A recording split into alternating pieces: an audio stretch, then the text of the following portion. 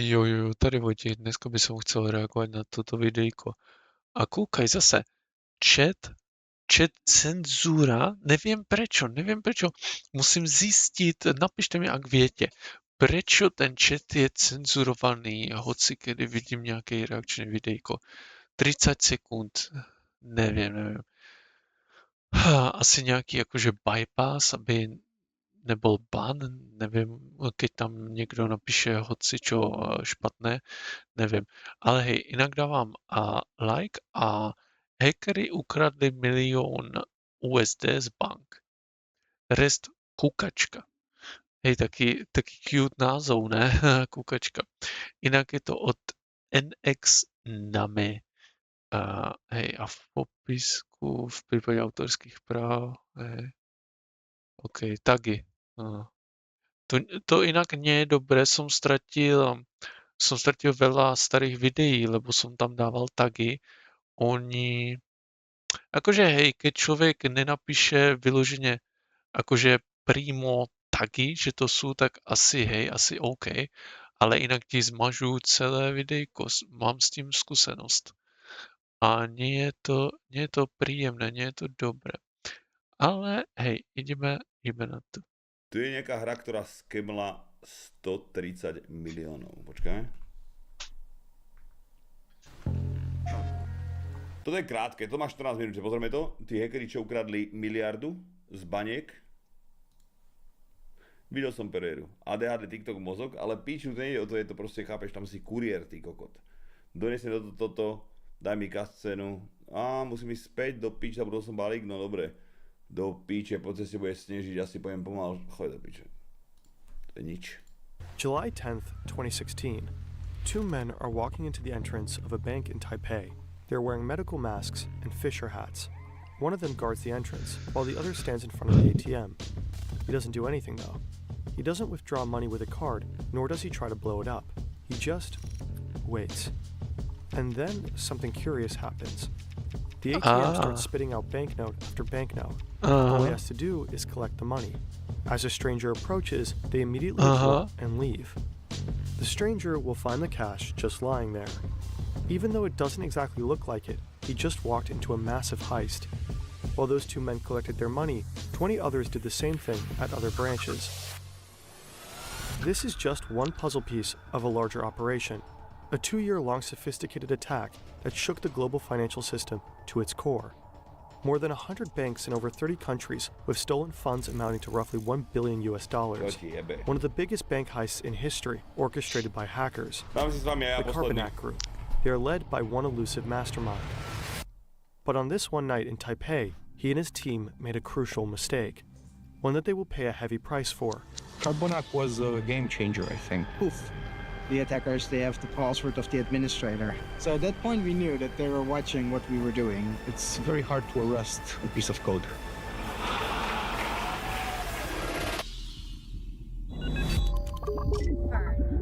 Fern. This video was created in cooperation with the cybersecurity company Kaspersky Labs on the basis of their documentary series, Tomorrow Unlocked. The actual events of this hack are known, but the names of the attacked banks and involved employees were never disclosed. So to tell this story, we created Maxim. That's him. It's the 8th of April, a regular Tuesday. He works in a Ukrainian bank. He's a well-respected employee, but he has a bad habit of not installing his Windows updates. As he sips his coffee and thinks about the receptionist he has a crush on, an email from his colleague pops in. It's from Sergey, his co-worker. The mail has a Word document attached. It translates into Compliance with Federal Law 115, dated 21/7/2014. Sounds important enough. Maxim clicks on it. He reads it, closes it, and continues his very ordinary workday. A few months later, Maxim is sitting in a meeting. His boss seems distraught. Some of his bank's ATMs started spitting out banknotes at seemingly random times of day. It seems like whoever was lucky enough to show up at the right time could just grab the money. The bank might be the victim of a cyber attack. The employees should act cautious and avoid suspicious emails. Emails, meetings, stress, colossal hacks. For many, it's the same story every day. What if you want to throw in the towel and build something of your own? Udo is an all-in-one platform that gives you everything you need to manage your business. You don't need any tech skills. Honestly, you can be a complete beginner. Skip. With Udo, you can create a sleek website and launch your dream Koľko project som in to... no time. It's just 4 simple steps. What kind of website do you want? Define the field of activity Čo sa and dá the robiť? objective. Choose a color palette or insert your logo.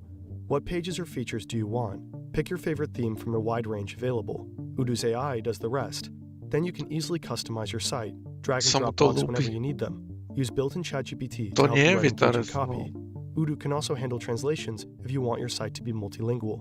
Udo's first app is free for life with unlimited hosting and support. They even give you a free custom domain name for 1 year on top. If you're ready to scale, Udo offers a range of other powerful applications to optimize your business. Visit fern.deal/Udo15 now and start building your own websites for free. The bank hired Kaspersky to investigate their problem. Suddenly all your ATMs are empty. You know that something had happened. This is Jort van der Wiel. He was part of the team on the case. He checks the hard disks of the affected ATMs for malware and finds nothing. Not one suspicious activity, not a single trail to follow. A few months later, van der Wiel gets a call in the middle of the night. It's 3 a.m. It's an account manager for a large Russian bank. He says van der Wiel and his team need to call his IT guy ASAP. A couple of minutes later, one of van der Wiel's Kaspersky co-workers shows up at a bank in Russia. The IT guy on the site is panicking. Someone has gained control over their domain controller. That's the heart of their server network. If you control the domain controller in a Windows environment, you basically control everything.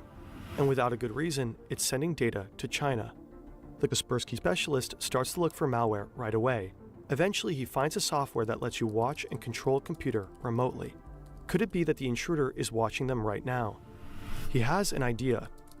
He opens a Word document and writes the Russian word for hello. They wait for a few minutes. Nothing happens. Then, suddenly, the cursor moves, and letters appear. The hacker answered. He adds, in Russian, "You will not catch us." To which the Kaspersky employee replies, "We will catch you." "No, you will not catch us." Okay, it's on. Čo ti si normálne písal? Kokot. Cheating. It will take some time, but eventually the Kaspersky team finds the malware. It is similar to the Garburb Trojan. One configuration file of the malware is called Ananak, so the team decides to call it Carbonac. This incident at the Russian bank gave van der Wiel and his colleagues hints about what is going on, and they link it all back to those hacked ATMs in Ukraine. Now they can reconstruct how the Carbonac hackers operate. So let's wind back. This is one of the Carbonac hackers. Again, it's the 8th of April, 2014. He already got into Sergey's email account, but he wants access to Maxim's computer. So he sends out this email with that attachment. The Word file exploits vulnerabilities in Microsoft Word to download malware that contains a backdoor. The hacker now has remote access to Maxim's computer. Next step, gain access to the whole network, and he knows exactly how to do it. The hacker installs a specific software on Maxim's computer, which slows it down, which in turn frustrates Maxim, so he calls IT to come by and check. By the time the IT guy comes over, the hacker has installed a keylogger. This way he will be able to see everything one types into Maxim's keyboard. The IT guy starts to investigate. To do so, he needs to type in his admin password, and bingo, Okay. the hacker got the admin's password. He tries it out on the domain controller, and yep, it's the same. Now he can go look for the computer in the network that controls the money transfers and the ATMs. But he doesn't attack right away. Instead, for months he silently observes the employees managing the transactions. Once he fully understands the process, he proceeds. To steal the money, the Carbonac group developed 3 different methods. One way is to transfer money from so-called transaction management accounts to their own accounts. To avoid suspicion, they raise the balances by the stolen amount beforehand, keeping the total unchanged. Since banks check accounts only every 10 hours, the transfers go unnoticed. Another way is to take control of specific ATMs to let them spill out banknotes right into the hands of money mules. These are men hired through the Moldovan mafia who collect the money and send it to their bosses. In exchange, they get to keep a small cut. The third method is the most sophisticated. The hackers set up a couple of bank accounts in the names of their money mules, including debit cards. Then they make sure they all have the same small amount on it, let's say $3.33. Then they update the bank's database, exchanging that $3.33 for $1 million. Suddenly, all the money mules have $1 million on their bank account. Now they just use their debit cards to withdraw the cash. As a side effect of the Ale v database jakom update, ATM-ku some majú milión? Mi prosím povedz. bank customers will suddenly find themselves to be millionaires. Však obehli 2000 The better the bankomatov. Kaspersky team understands the methods of the Carbonac Group, the more they begin to grasp how complex this operation is. Kaspersky teams up with Europol, major European banks, and various national law enforcement Nie, nepoviem agencies nič, hlavne to hunt them spázol down. 6. hore. They're able to take down some of their servers, but then the hackers start using different tools and continue to work under the radar. By the beginning of 2015, Carbonac has robbed at least 100 financial institutions in almost 30 countries. Most of the victims are in Russia, but also in the US, China, and Europe. Within 2 years, they steal roughly $1 billion. They appear to be unstoppable until someone screws up. Čo dojebal, kto? The first bank reported that over 70 million NT dollars was withdrawn illegally. The withdrawals were made in both Taipei and Taichung across 34 ATMs and 20 branches. In July 2016, Carbonac attacks the so-called first bank in Taipei, Či nedáš but the ty prosím Taiwanese po police nemecky, are neviem. quick on their Ty si feet. jebo.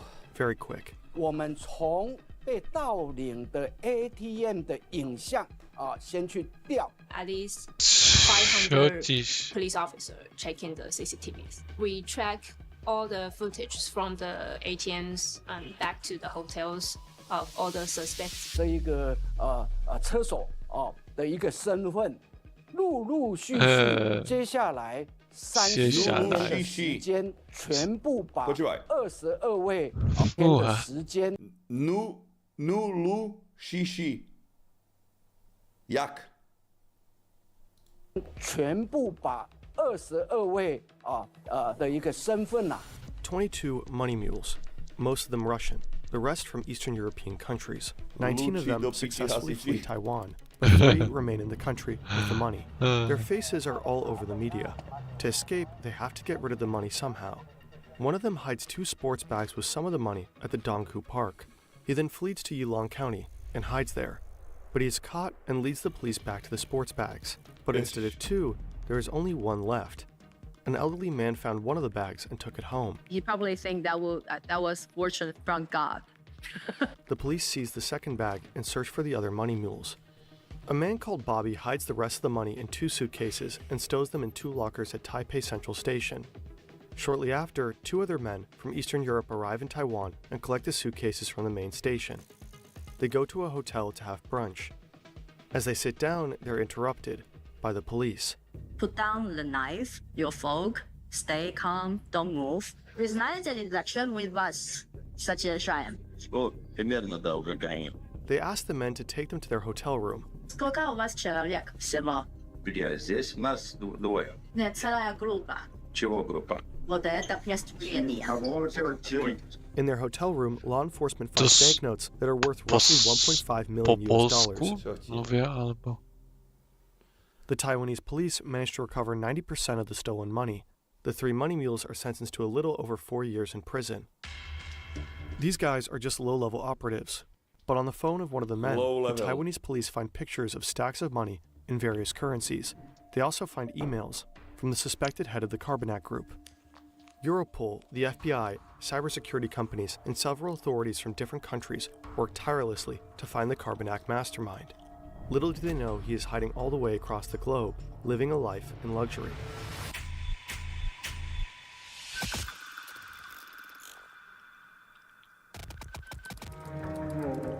March 6, 2018. This is Dennis. He's Ukrainian, but now he lives with his wife and son in Alicante, Spain. He's a rather private person. He doesn't really leave the house. Right now, as per usual, he's coding new malware. He's one of the best of his trade. To keep a low profile, he does most of his spending in Bitcoin. At the time, he's worth 15,000 Bitcoins. Whoa. In 2018, that was worth roughly $162 million. Today, it would be more than $1 billion. But there are some things that Bitcoin can't buy. Not a lot of car or house sellers like to be paid in digital currencies. So he needs to use real money to buy these, which leaves traces. This is what tipped off the police. They start to follow the money and eventually realize who he is. His laptop is still on and unlocked. The forensic team immediately starts to collect evidence. The authorities will seize 2 BMWs and jewelry, valued at $500,000, and of course, his bitcoins. But the vast majority of the stolen $1 billion remains missing to this day. Dennis K. may have been the mastermind behind the Carbonac operation, but he certainly didn't work alone. We think that it was quite a big team, at least between 10 and 30 people all together that was able to pull this scheme off. You can find the same piece of code being used by different groups, and it's very hard as a security researcher to know the difference which group is using what code, because the code is very similar. It's very hard to arrest a piece of code. In late 2018, 3 Ukrainians were arrested who were allegedly involved as well. The Carbonac malware still exists today. The hackers who use it go by many names: Fin7, Joker's Dash, Carbon, and Cobalt Spider. Experts suspect that those Russian cybercriminals are given free rein by the Russian government in order to cause chaos in the Western world. Maxim's bank lost millions. As we know now, this could have easily been avoided. The Carbonac group exploited a vulnerability in Microsoft Word, one that had already been fixed 3 years prior. But Maxim was too distracted to install those Windows updates. So make sure to keep your systems up to date. It could save your employer a couple million. Ja inak musím povedať, používam Windows 10 z roku 2018. Nerobím si srandu. To si predstav, ty kokot, ale aj, že ako dlho mu trvá spraviť také video. Hej, no, veľa času. Ale tak hej, aktualizácia na osobnom počítači nie je tak dôležitá, ale jednoducho si nainstalujte, keďže chcete, nainstalujte si antivirák a firewall. Firewall je to nejdôležitejšie, vieš, môžeš totiž tým firewallom môžeš obmedziť, ktoré aplikácie majú prístup k internetu. A keď keď by dal tam, že hej, Microsoft Word, žiadny internet, vieš, tak jednoducho byš neodeslal žiadne tie údaje. Aspoň hádám, neviem, o čom bola tá chyba v systéme, ale mám také tušenie, že by to stačilo. Ale tak, odkaz v popisku a majte sa.